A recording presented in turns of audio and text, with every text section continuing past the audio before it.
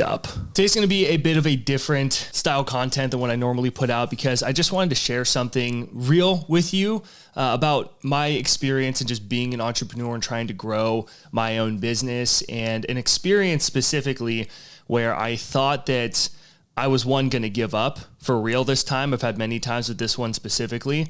And two, I thought that I had lost an important relationship in my life. And really it was my fault. So as I was growing my business, I used to do performance and productivity coach before I got into like digital products and this sort of stuff.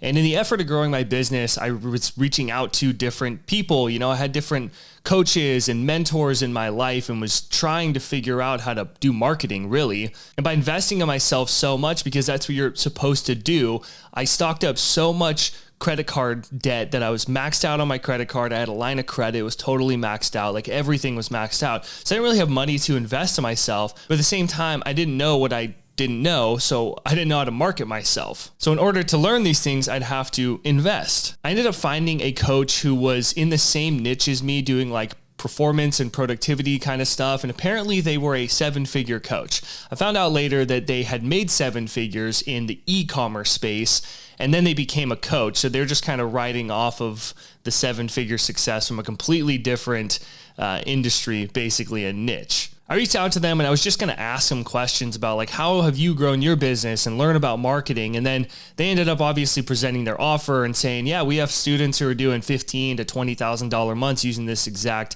same formula. And they were really good at sales because I was totally bought in. Also, I was very naive and desperate at this time in my life, but they seemed legit and they made it sound like it was really easy for me to be able to do this. Now, the program that they offered was $20,000 or 4 payments of $5,500. And again, I had zero money. So I was exploring options with this coach and I decided that, I can reach out and just kind of talk to my dad. And if what you're saying is true, then I'll make this happen and then I can pay him back. And even if not, like if we just do one payment, I can pay him back over time. First mistake. So I go over to my dad's house. It's a rainy day. I walked in and he reluctantly and surprisingly gave me $5,500. But he was adamant about, you got to pay me back because my dad's retired. He didn't have a ton of money. Just the fact that he did it was pretty amazing to me. So I promised him that I would pay him back and that this was going to be like my golden ticket. So once I was in, I was eager to make this whole thing work.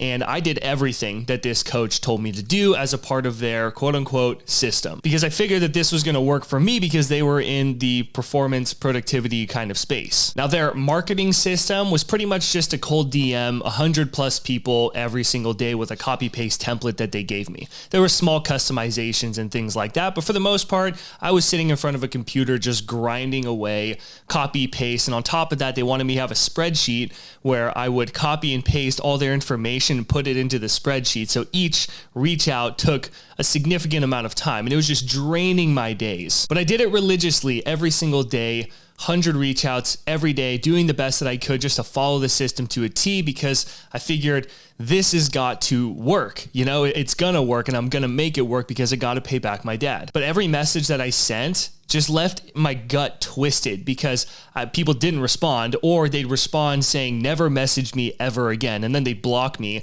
And then the worst part was that I was using Facebook and sending messages, copy paste templates. Facebook Messenger recognized me as a bot. So it shut down my messenger ability and I couldn't even message people. I messaged my coach and said, hey, like Facebook's shutting me down and I haven't even hit near 100 people. Like, what do I do? I also said that like, this doesn't really feel right. It feels like I'm just kind of spamming people here, but what do you recommend? You're the expert, right? And they told me, if that happens on Facebook, don't worry, just go over to Instagram and just pick up where you left off. And if it happens again on Instagram, just go over to LinkedIn. So I put my head down. I focused on making this work, just doing what they said. A month ended up going by, which meant that another payment went by of $5,500. And I didn't even recognize it because I was so focused on the work and trying to make this all work, and I hadn't made a dime. So my dad got charged another $5,500. Now I had to go to my dad and tell him that A, I haven't made any money from this program that you invested in for me, and B, your card got charged another $5,500, so now you are $11,000 in the hole. Telling that to this face was kind of scary, but I was so gutted that I wasn't able to fulfill my promise to him because of this other coach that I was putting my faith into. So we tried talking to the coach and getting the money back, or at least a portion of it, to kind of help me out with paying my dad back. And the coach said no. They said, no, it's non-refundable. You signed that in your contract. And I was like, but I've done everything you've said to a T, and nothing has been happening. I've been showing you my progress and showing you messages and all this kind of stuff. And then a lawyer ended up getting involved, and then we had to talk to the lawyer, and pretty much it was just not going to do anything, or I had to go to court and try and figure all this stuff out. And I'm just like, this is ridiculous, which would have cost a ton more money as well. So we ended up agreeing that they were going to cancel the subscription of $5,500 for 4 months. We wouldn't get any of the $11,000 back. And on top of that, just as like a cherry, they revoked me from every single product or program that I had invested $11,000 in. So I didn't even walk away with an online course or a template even. They took every asset away from me and just left me high and dry. And this is something that I just despise about this industry, which is ironic because I'm in the industry, because of people like this. And it's not just this one coach. There's so many different people who are charging tens of thousands of dollars and just leaving people hanging. And it just blows my mind because it is such bad business. Like for me, if I was that coach and someone made that, I would have, given them back at least $5,500.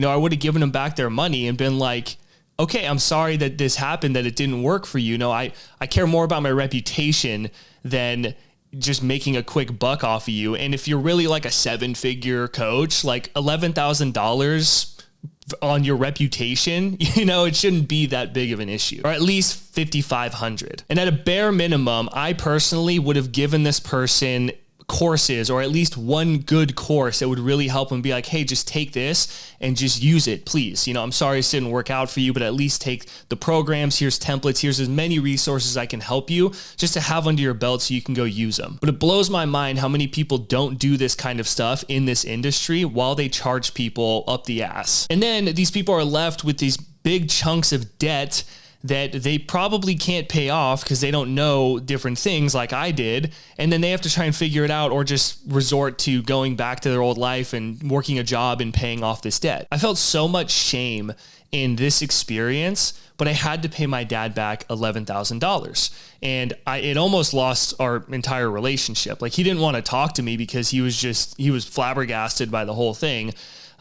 But yeah, we didn't talk to each other for a really long time. And if we did, it was really short, and it was like the tension was high because he was just mad. He was upset. And, I also left construction work to go pursue this coaching thing. That alone was kind of important to my dad because that was his dream. That's where he found success. It's like if your parent was a lawyer and you started going to law school and then you left and that's where they found success. Like, they just want to see you successful. If that's all that they feel they can give to you, and then you pretty much just like throw it away or say, I don't want that, then they feel like kind of guilt in a little bit of a way too. And while the situation sucked, I was still committed to not just growing my business, but mostly to just paying my dad back. And I did want to continue growing my business. But a part of me for a little while definitely wanted to just quit. But then I had to think about like my options. Like, I know if I can get some coaching clients, that I could pay my dad back a whole lot faster than working a job on the side, like doing busing at a restaurant or something like that. So I had to find a way to market myself, to get myself out there, to get some money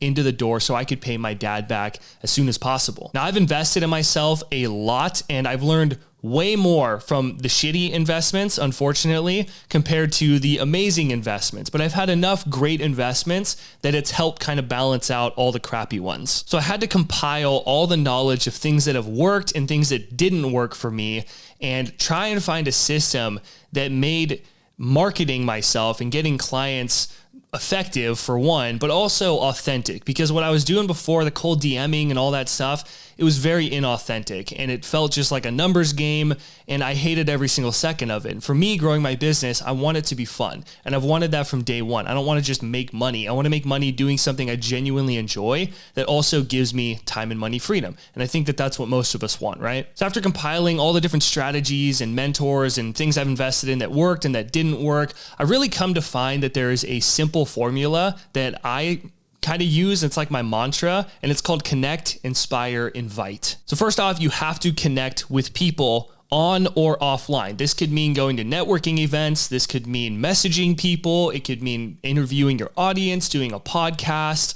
Like there's so many different ways that you can do it. It's just kind of finding how you like to connect with people. If speaking on stages really excites you, then go speak on more stages, find more opportunities, create those opportunities. If you like doing podcasts with people like I do, I get a lot of clients from my podcast. I made an episode on my YouTube channel where I actually talk more about that. It doesn't really matter how you do it as long as you do it, because no matter what, you have to get connected. You have to start a conversation with your audience and the people that you can help. So start conversations with your audience in some way that feels right to you and that is authentic, but most importantly, just be you. Once you've connected with people, then you have to inspire them. You inspire them by talking about what you do and how it's worked for you and helped other people. And then you can show them your system or process and explain how it can work for them. And more importantly, how it's going to make their life better. For example, with me, when I explain to people how the process works on turning digital products into passive income,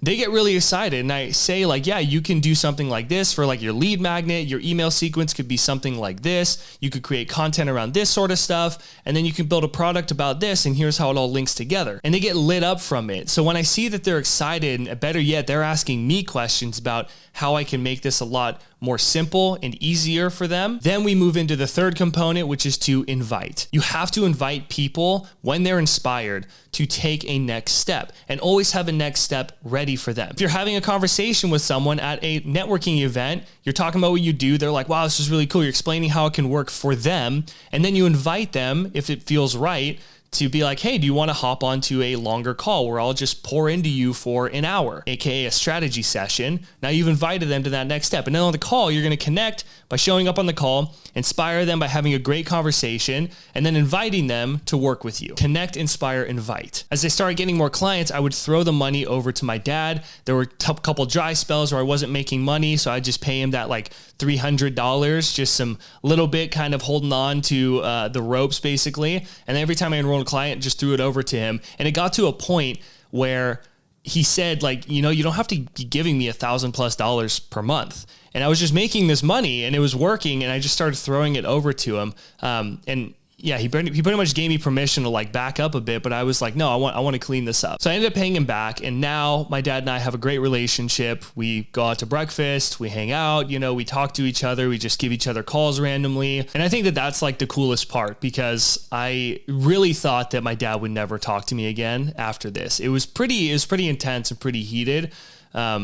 But luckily I was able to, you know, pay him back. And when he saw that I was actually making progress and paying him back and stuff, that, he started to really believe in me a lot more in this business of mine, because he was really skeptical for a very long time. So I learned a lot from this experience, on how I want to personally run my business and how I don't want to run it at the same time. I never, ever am ever going to make an investment with somebody else's money. I know that as an entrepreneur and, you know, wanting to grow your business and everything, sometimes you don't have the money. Sometimes you're in a situation like I was, where you invest a ton, like everything basically, and you don't really have money to spend, but you want to invest in yourself so you can learn more. It's kind of this tricky place to be, but find a way to connect with, inspire, and invite people to hop onto calls with you, to work with you by going to events where your audience is hanging out, pick up a job on the side, whatever it is, you know, and focus on paying off that debt. Because when you have that stuff off, then you can invest in yourself in other ways. But don't ever do what I did, please. You know, maybe you're like, well, duh, but I was just desperate at the time. And I think that can happen to a lot of people, which is why I wanted to share this story. So if I can't pay for the money that an investment that I want up front, or if I have like room on my credit card, then I can pay off the credit card, I'm not going to do it. I have bigger things to focus on, which is being in a position where I can make those kind of investments, because I genuinely do love investing in myself. And unfortunately, investing in yourself is kind of like gambling. Like you never know really what you're going to get. But the way that I run my business is like, if people don't like the coaching or they're not happy with what I'm doing, I give them their money back. That's just a personal decision that I make. And on top of that, I work with them until we get the system built. That's just what I like to do because I want people to feel secure. And based on this experience in my own life and hearing from tons of other people of a similar experience, it's not fair. Good business is where the risk is more on me, the business owner, than it is on you, the client. It's like if I go to a restaurant and I get my food and there's like hair in it. And I'm like, okay, can I get, something else, or can I get a fresh meal? And they're like, oh no, you can't do that. It's all sales are final. And I'm like, okay, well, can I get my money back? They're like, no, all sales are final. Like you can't do that. I would never go to that restaurant ever again. I would leave negative reviews. I'd be like, this place is terrible. Why would you ever go here? I don't care how fancy it is, how expensive it is. Like the service is really important and that leaves a bad reputation for the restaurant. But when it comes to the coaching industry, we're paying tens of thousands of dollars sometimes, or even thousands of dollars to work with people privately. And half the time they don't even know what they're doing, or they're not willing to actually work with you. It's like an ego trip and a power trip that people have. So for me personally, that's just not how I want to run my business. And I say that not to tell you what to do. It's just to get your brain turning about how it's okay to offer people their money back. And I think that's important too, because I want to get better and better at my craft. So if someone asks for their money back, it's like, okay, well, I did something wrong. And I obviously set standards and make it clear as to like, you got to understand that you have to put in work. I'm not just going to do all this for you. I'm teaching you how to fish. I'm not fishing for you. So you have to understand that there's like skill building. There's a lot of stuff that goes into this. And when you set expectations and then offer that money back guarantee, especially if even if they just pay in full, they get a money back guarantee. What that does is force you to make a better product, to be a better business owner instead of just making a quick buck. Because I'd rather have a killer reputation that I deliver on my promises than be someone who has a shit reputation but like makes some money on the side. In the end, it's not really going to serve you. Anyway, that's a rant of mine, but I feel that is what good business really is, and that's what I like to do in my own business. So when you hear this story and my experiences, just my thoughts here, I'm really just kind of brain dumping.